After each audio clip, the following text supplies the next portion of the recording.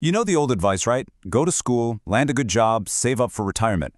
But what if that entire playbook is, well, completely outdated?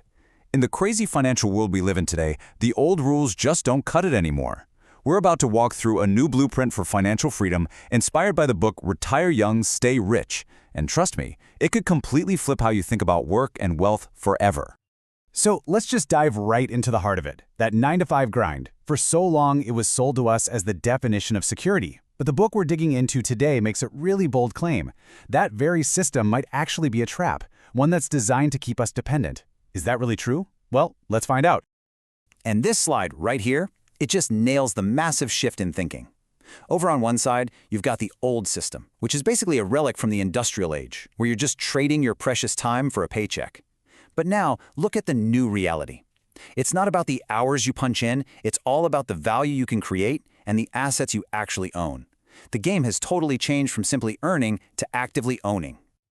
Okay, so first things first, we need to basically tear up the old dictionary definitions of wealth and retirement. Just forget about that finish line at age 65. What we're talking about now is something entirely different. Wow, this quote it's brutally honest, isn't it? It cuts right to the core problem with the whole 9-to-5 model. Your salary? It's literally engineered to be just enough to make sure you show up tomorrow. It's a survival tool, not a wealth-building machine. So, if a giant paycheck isn't the real goal, then what is? Well, the new definition of being rich is all about one thing: freedom. Just imagine having the power to design your own day, every day, to chase what truly gets you excited, and to just say no to the things that don't. That is the real measure of wealth, not a garage packed with fancy cars, but a life packed with choices. And here it is, the new formula for wealth. It's not just about money, it's about these three pillars holding everything up. You've got freedom, that's control over your time. Then sustainability, income that works for you, not the other way around. And finally, purpose, a reason to jump out of bed in the morning that's so much bigger than just a paycheck. The book's argument is super powerful. If you don't have all three, you just have a number and a bank account. Now, this next part is absolutely crucial. Seriously, none of the strategies we talk about are going to matter if you don't get this right. Before you can even think about changing your finances, you have to change your mindset. The book is crystal clear on this. Your first million is made right here, in your mind. This is the single biggest roadblock for most people, the scarcity mindset. You know that little nagging voice in the back of your head that's always whispering, "Whoa, be careful, there's not enough to go around." Yeah, that's scarcity. It forces you to play defense with your money, constantly terrified of what you might lose, instead of playing offense and focusing on what you can gain. And the powerful alternative, the antidote, is the abundance mindset. This is the real engine of wealth creation. It's the core belief that there is always a way. There's always more value to be created. Someone with an abundance mindset doesn't see a problem. They see a wide-open opportunity to invent something, to build something, and to grow.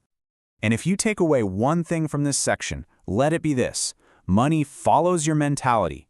Your financial world on the outside is just a mirror reflecting your beliefs on the inside. It's not just about working hard, it's about thinking the right way.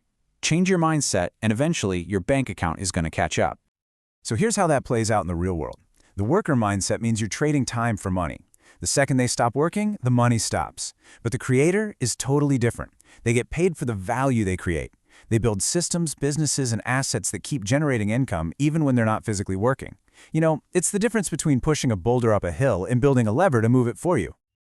All right, so we've talked about the mindset, we've got that locked in. Now let's get into the nitty-gritty, the practical blueprint. The book breaks down the how-to into a super clear two-part strategy for actually achieving financial freedom. Part one is all about playing defense. I want you to think of it like you're building your own financial fortress. Now, this isn't the sexiest part of the plan, I get it, but it is absolutely non-negotiable. It means you have to get a handle on your spending, build up a cushion for emergencies, and start methodically wiping out that high-interest debt that's basically just a hole in your financial boat. And here's why that defense is so important. Your financial fortress, it's not a place to hide. It's a launch pad. Once you have that security, that incredible peace of mind, you can finally shift from just protecting what you have to aggressively building real wealth. You get to go on the offense. So what does playing offense look like? Well, it means investing your money so it starts working for you 24/7.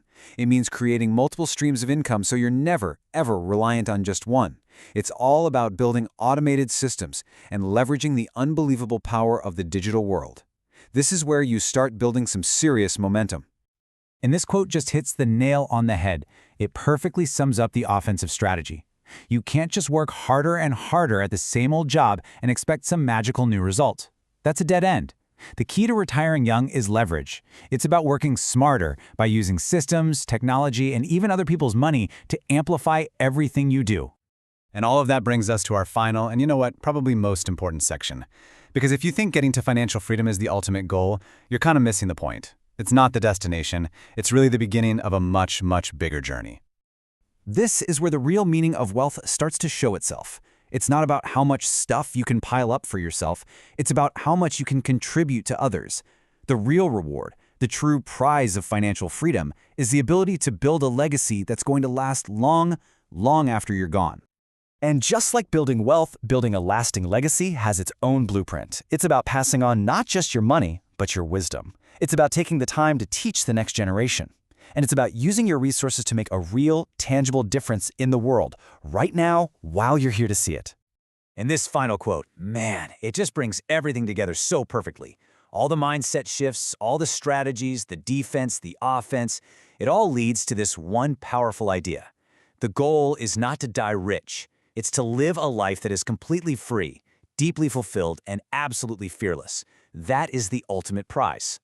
So we'll leave you with this one final question to really think about. Every financial journey tells a story. Is yours going to be a story of just barely getting by? A story of chasing luxury cars and bigger houses? Or will you write a new story, a story of freedom, of purpose, and of lasting impact? Ultimately, what story will your wealth tell?